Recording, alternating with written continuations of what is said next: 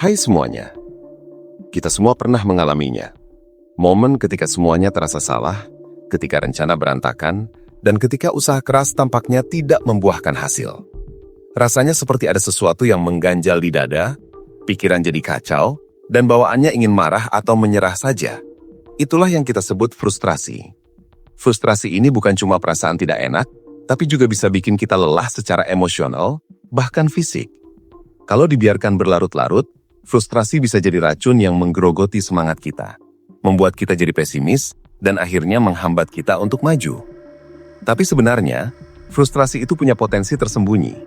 Frustrasi, kalau kita bisa melihatnya dari sudut pandang yang berbeda, adalah sebuah sinyal.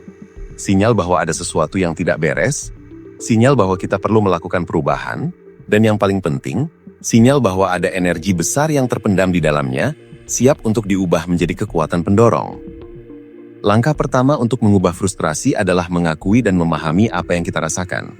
Jangan coba-coba menyangkal atau menekan perasaan frustrasi itu. Justru, biarkan frustrasi itu muncul ke permukaan.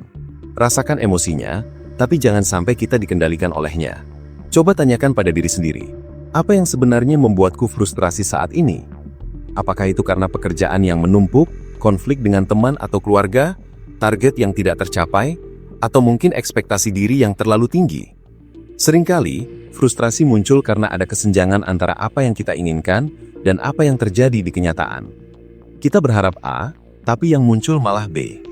Kesenjangan inilah yang memicu rasa tidak nyaman dan pada akhirnya menjadi frustrasi.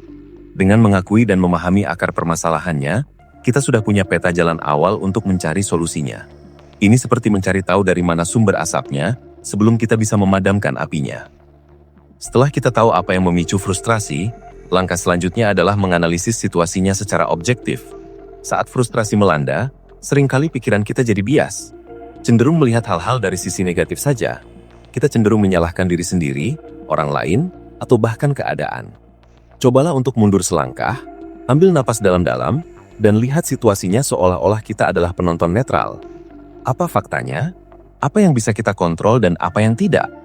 Misalnya, jika Anda frustrasi karena pekerjaan tidak selesai-selesai, mungkin faktanya adalah Anda mengambil terlalu banyak proyek, atau mungkin ada kendala di luar kendali Anda, seperti rekan kerja yang kurang kooperatif. Dengan melihat secara objektif, kita bisa menghindari jebakan pikiran negatif yang seringkali memperparah frustrasi.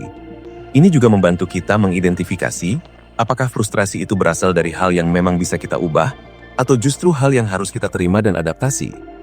Penting juga untuk mengubah narasi dalam pikiran kita. Saat frustrasi, seringkali kita punya suara di kepala yang terus-menerus mengatakan hal-hal negatif. Aku tidak bisa, ini terlalu sulit, aku pasti gagal. Suara-suara ini ibarat bensin yang disiramkan ke api frustrasi, membuatnya semakin membesar. Kita perlu menantang suara-suara negatif itu, ganti dengan narasi yang lebih memberdayakan. Alih-alih mengatakan aku gagal, coba katakan aku sedang belajar. Alih-alih ini masalah besar, coba katakan ini tantangan yang bisa aku atasi. Kata-kata itu punya kekuatan luar biasa untuk membentuk realitas kita. Dengan mengubah cara kita berbicara pada diri sendiri, kita tidak hanya mengubah perasaan kita, tapi juga mengubah tindakan kita. Ini bukan tentang menipu diri sendiri, tapi tentang memilih perspektif yang lebih konstruktif dan realistis. Setelah itu, salurkan energi frustrasi ke dalam tindakan konkret. Frustrasi itu sebenarnya energi yang sangat kuat, hanya saja disalurkan ke arah yang salah. Bayangkan seperti air yang mendidih dalam panci tertutup. Kalau tidak ada katup pelepas, panci itu bisa meledak. Frustrasi juga begitu. Kalau tidak disalurkan, bisa jadi amarah, kecemasan, atau keputusasaan. Tapi kalau kita buka katupnya dan arahkan ke hal yang produktif, energi itu bisa jadi penggerak. Misalnya, jika frustrasi karena proyek mandat, gunakan energi itu untuk mencari solusi baru, berdiskusi dengan tim, atau mencari informasi tambahan.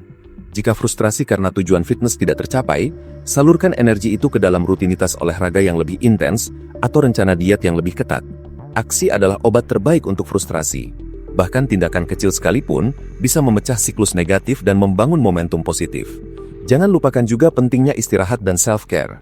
Kadang, frustrasi muncul karena kita terlalu memaksakan diri, terlalu lelah, atau tidak punya cukup waktu untuk diri sendiri. Saat merasa frustrasi, coba berhenti sejenak. Lakukan hal-hal yang bisa mengisi kembali energi kita. Ini bisa berarti berjalan-jalan di alam, mendengarkan musik, meditasi singkat, membaca buku, atau bahkan tidur siang.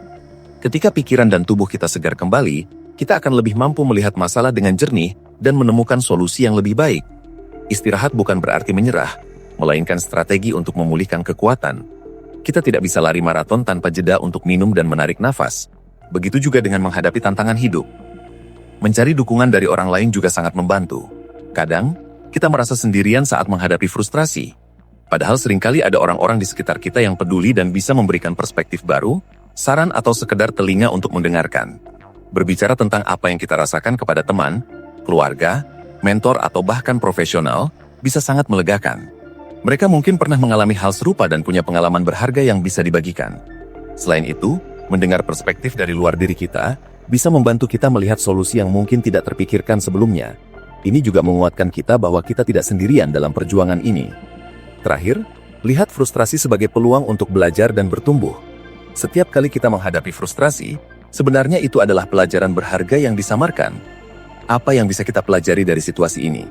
Bagaimana kita bisa menjadi lebih baik, lebih kuat, atau lebih bijaksana setelah melewati ini? Frustrasi seringkali menjadi pemicu untuk melakukan perubahan besar dalam hidup kita.